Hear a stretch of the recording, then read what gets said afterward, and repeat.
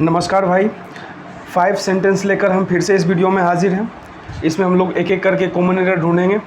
तो हमारा पहला सेंटेंस है, बहुत ही छोटा सा है लेकिन बहुत ही यूजफुल है। देखो सेंटेंस क्या है, he wanted certain boy to make entry into the principal's chamber. क्या कह रहा, वो चाहता था एक सर्टेन बॉय को, एक लड़का चाहिए उसको क्या करने के लिए, टू मेक एंट्री करने के लिए। कहाँ पे, द प्रिंसिपल्स चैम्बर, प्रिंसिपल के चैम्बर में जाने के लिए उसे एक लड़के की ज़रूरत थी, तो उसने मांगा, चाहा। ठीक है, देखो सर्टेन कहीं भी एक शब्द दिख जाए ना तो हमेशा ध्यान रखना इसके पास एक स्पेशल क्वालिटीज़ है। क्या है, तो ये या तो ये सर्टेन अपने पहले ए लेगा, ठीक है, एडजेक्टिव के रूप में, या तो अपने बाद एक प्लूरल नाउन लेगा। ठीक, तो या तो सर्टेन के पहले आप ए लगा दो, या फिर ए नहीं लगाओगे तो बॉय को बदलकर आप बॉयज़ कर दो। दोनों ही केस में ये सही हो जाएंगे। ठीक है, ए सर्टेन के पहले ए या फिर बाद में प्लूरल काउंटेबल नाउन रहेगा, तब ये सेंटेंस जाकर सही हो जाता है। आगे देखिए, दूसरा सेंटेंस हमारे सामने में है, देयर वेयर ओनली 2 सोल्जर्स। वहाँ पे सिर्फ 2 सोल्जर थे, but each and every soldier, but प्रत्येक सोल्जर जो है so was equal to 5 policeman, 5 policeman के बराबर थे। देखना, ध्यान रखना, ये अगर 5 पुलिस कहना होगा ना तो अंग्रेजी में 5 पुलिस नहीं कहेंगे, 5 पुलिस मैन कहेंगे, MEN उसमें लगाना ज़रूरी हो जाता है। ये इसमें भी मैन छोड़कर कॉमन एरर दिया जाता है, बट यहाँ कोई दूसरी गलती है। क्या गलती है, ये पकड़िए। देखिए क्या कह रहा है, there were only 2 soldiers, 2 soldier की बात की जा रही है, उनके बारे में कह रहा है कि प्रत्येक जो है सो उनमें से प्रत्येक 5 सिपाही के बराबर थे, 5 पुलिसमैन के बराबर थे। तो ये जो ईच एंड एवरी आया है, प्रत्येक का जो इंग्लिश है वो किसके लिए आया है, इन्हीं 2 सोल्जर के लिए आया है ना। तो ध्यान रखना, जब बात सिर्फ 2 की होगी ना तो वहाँ पे आप ईच का प्रयोग करना। ठीक है, देखो ईच का प्रयोग जो है ना, सिर्फ ईच का प्रयोग जब 2 लोग रहें या 2 से अधिक रहें, 2 या 2 से ज़्यादा रहें, तो दोनों ही केसेस में ईच का प्रयोग होता है। लेकिन ईच एंड एवरी, इन दोनों को एक साथ जब हम यूज करेंगे तो इसका मतलब हुआ कि इसका इस्तेमाल 2 से अधिक लोगों के लिए आ रहा है, जबकि लोग यहाँ सिर्फ 2 हैं। इसलिए ईच एंड एवरी का प्रयोग ना कर हम सिर्फ ईच का यूज करेंगे। ठीक है, तो एंड एवरी को यहाँ से हम कट कर देंगे तो ये सेंटेंस हमारा करेक्ट हो जाएगा। एरर इसी में, पार्ट बी में। आगे बढ़ते हैं, तीसरा नंबर है, थर्ड सेंटेंस है हमारा, these sort of man attain worldly success by hook or by crook, so they deserve to be look down upon.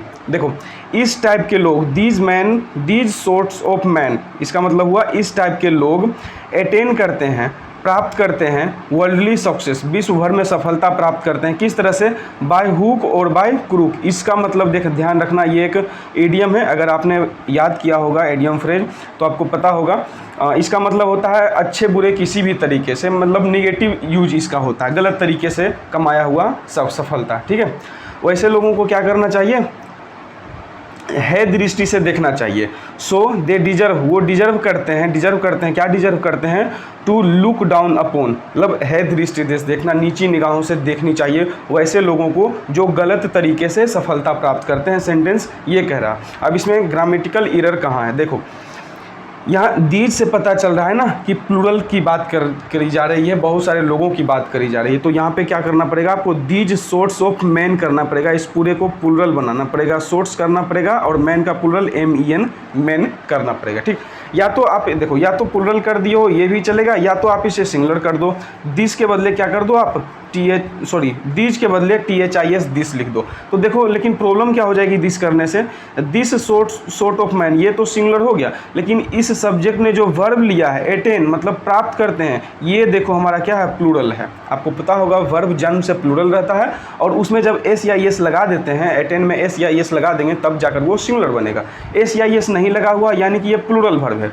तो प्लूरल वर्ब कब लगेगा, जब आपका सब्जेक्ट भी प्लूरल रहेगा। इसका मतलब यहाँ आपको दीज सोर्ट्स ऑफ मैन ही करना पड़ेगा। ठीक, तो पार्ट ए में हमारा एरर था।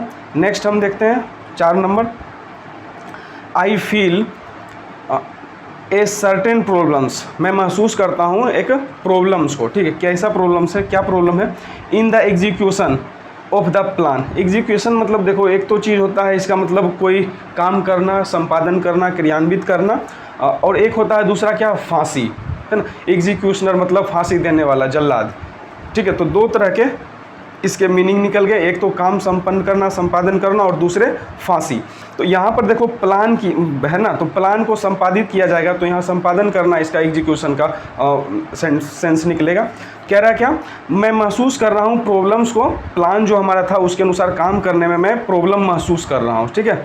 कैसा प्रॉब्लम महसूस कर रहा हूँ, यहाँ पे देखो, ए सर्टेन प्रॉब्लम महसूस कर रहा हूँ। ध्यान रखना, मैंने अभी आपको बताया सर्टेन एक ऐसा शब्द है जो अपने पहले या तो ए लेगा या तो अपने बाद एस लेगा, सॉरी प्लूरल काउंटेबल नाउन लेगा, यानी कि प्रॉब्लम्स लेगा, ठीक है। तो यहाँ देखो ये दोनों ही चीज़ लिए हुए हैं, जबकि दोनों में से कोई एक लेगा, तो आप क्या करो, एस को काट दो या फिर ए को काट दो, दोनों ही केस में सेंटेंस करेक्ट हो जाएंगे, यानी कि पार्ट बी में यहाँ एरर था। नेक्स्ट हम देखते हैं, can you tell me how many eggs and milk has been brought home.